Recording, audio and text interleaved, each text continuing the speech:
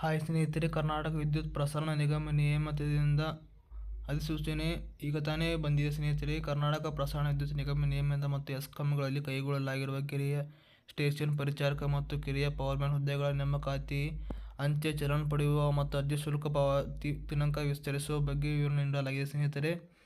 ನಿಗಮದ ದಿನಾಂಕ 14/10/2024 ಉದ್ಯೋಗ ಪ್ರಕಟಣೆಗೆ ಅನುಗುಣವಾಗಿ ಕರ್ನಾಟಕ ವಿದ್ಯುತ್ ಪ್ರಸರಣ ನಿಗಮ ನಿಯಮಿತ ಮತ್ತು ಎಸ್ಕಾಂಗಳಲ್ಲಿ ಕೈಗೊಳ್ಳಲಾಗಿರುವ ಕಿರಿಯ ಸ್ಟೇಷನ್ ಪರಿಚಾರಕ ಮತ್ತು ಕಿರಿಯ ಪವರ್ಮ್ಯಾನ್ ಹುದ್ದೆಗಳ ನೇಮಕಾತಿಗೆ ಅರ್ಜಿ ಸಲ್ಲಿಸಲು 20/11/2024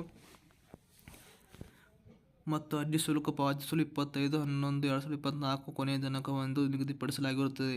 ಆನ್ಲೈನ್ ಅರ್ಜಿಗೆ ಸಂಬಂಧಿಸಿದಂತೆ ಅರ್ಜಿ ಶುಲ್ಕವನ್ನು ಪಾವತಿಸಲು ಅಂಚೆ ಇಲಾಖೆಯ ಚಲನ್ ಅನ್ನು ಡೌನ್ಲೋಡ್ ಮಾಡಿಕೊಂಡು ಅರ್ಜಿ ಶುಲ್ಕ ಪಾವತಿಸಬೇಕಾಗಿದ್ದು, ಅಂಚೆ ಚಲನ್ ಅನ್ನು ಡೌನ್ಲೋಡ್ ಮಾಡಿಕೊಳ್ಳುವ ಮುನ್ನ ಅಭ್ಯರ್ಥಿಗಳು ಇ-ಸೈನ್ ಪ್ರಕ್ರಿಯೆಯನ್ನು ಪೂರ್ಣಗೊಳಿಸಿರಬೇಕಾಗಿರುತ್ತದೆ. ಆದರೆ ಇ-ಸೈನ್ ಪ್ರಕ್ರಿಯೆಯನ್ನು ಪೂರ್ಣಗೊಳಿಸಲು ಸಾಧ್ಯವಾಗುತ್ತಿಲ್ಲವೆಂದು ಹಲವಾರು ಅಭ್ಯರ್ಥಿಗಳು ತಿಳಿಸಿರುತ್ತಾರೆ ಸ್ನೇಹಿತರೆ.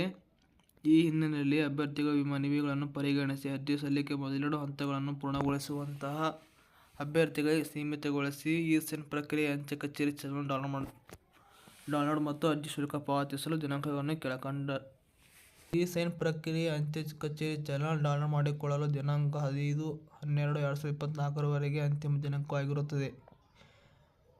ಅರ್ಜಿ ಶುಲ್ಕ ಪಾವತಿಸಲು 10/12/2024 ರವರೆಗೆ ಅಂತಿಮ ದಿನಾಂಕವಾಗಿರುತ್ತದೆ. ಆನ್ಲೈನ್ ಅರ್ಜಿ ಸಲ್ಲಿಕೆಯ ಕೊನೆಯ ದಿನಾಂಕವು 20/11/2024ಕ್ಕೆ ಮುಕ್ತಾಯವಾಗಲಿದ್ದು, ಹೊಸದಾಗಿ ಅರ್ಜಿ ಸಲ್ಲಿಸಲು ಅವಕಾಶವಿರುವುದಿಲ್ಲ ಸ್ನೇಹಿತರೆ.